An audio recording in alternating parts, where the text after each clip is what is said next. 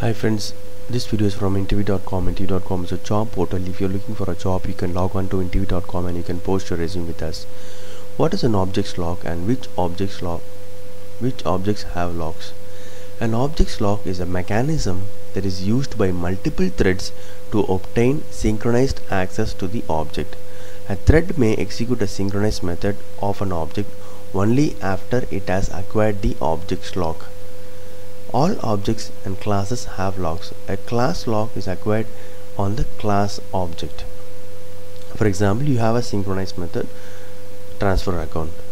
Thread 1 entered that method, and the moment it entered the method, it got the lock. So any thread trying to enter this method will not be, it's not possible, because thread 2, if it tried to enter this method, it will not, because thread 1 already entered this method and got the lock. So thread 1 has to execute few statements. Okay, the moment thread 1 release the lock at any of the statement, it's not guaranteed that it will release the lock at any point of time. Thread 1 can release the lock. The moment it release the lock, thread 2 will get the thread 2 or other waiting threads will get the lock. Okay, then those threads will enter. So this is how locking mechanism works.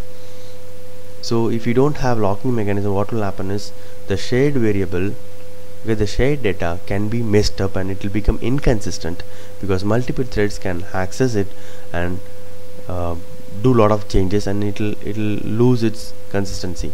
So that's where we are having this locking mechanism. Whenever the thread 1 enters the method, it'll get the lock and it'll finishes its work. Okay, then it releases the lock, and thread 2 can enter and get the lock.